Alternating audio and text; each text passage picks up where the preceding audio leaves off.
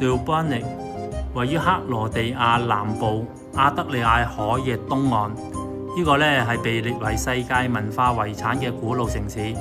喺15至16世紀嘅時候呢，受到鄂圖曼土耳其帝國嘅保護，係當時亞得里亞海唯一一個能夠同威尼斯匹敵嘅城邦。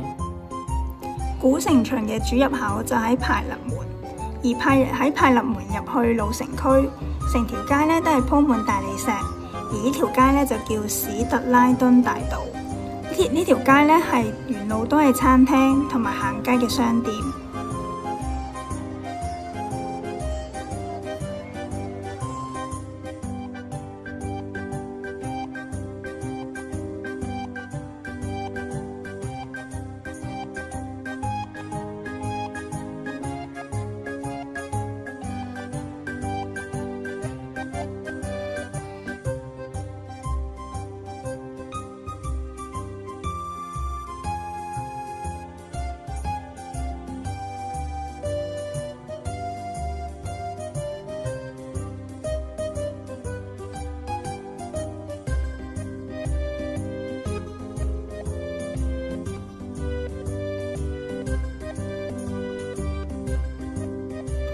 斯波澤宮建造喺1516年，原本係海關辦公室同埋倉庫，而家改為國家檔案館。總督府外觀係結合咗哥德同文藝復興風格，正正係《權力遊戲》第二季龍母拜訪香料王嘅時候嘅皇宮嚟嘅。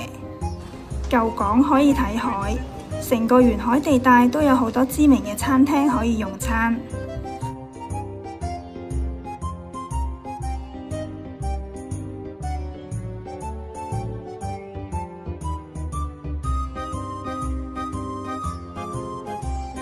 Dubrovnik 最有名嘅景點就係《權力遊戲》裏邊君臨城取景嘅地點古城牆啦。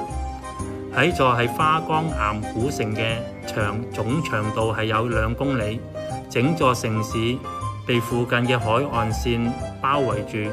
喺城牆上走一圈係遊客必然參與嘅收費活動。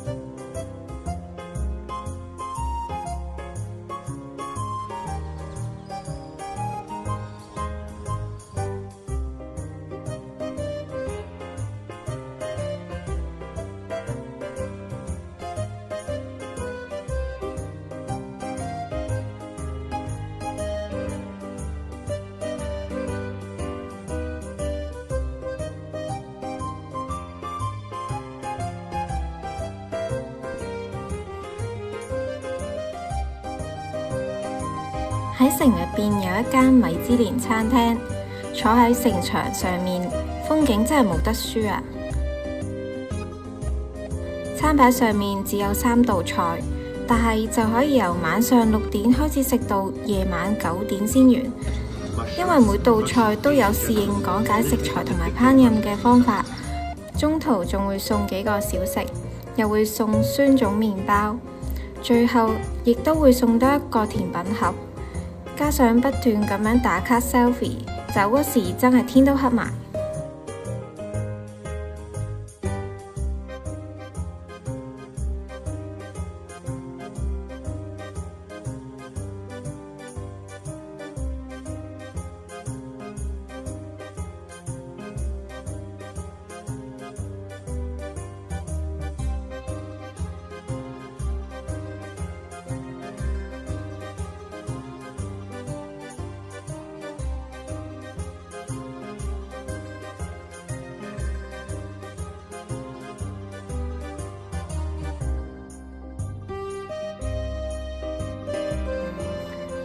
位於杜布羅夫尼克西郊嘅一個小鎮，有世界上面好著名最短嘅河流之一。翁布拉河就喺呢度。河流從好斜嘅石灰岩下面流過，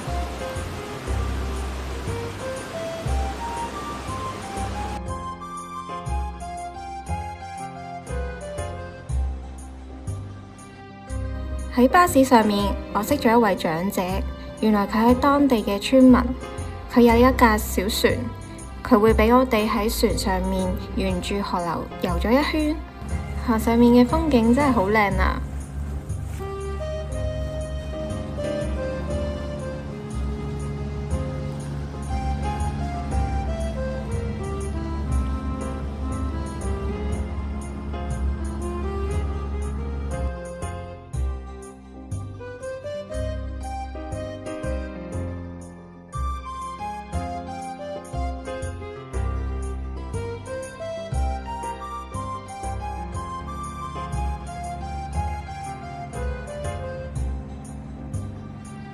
今日我哋又完啦，下次再見，拜拜。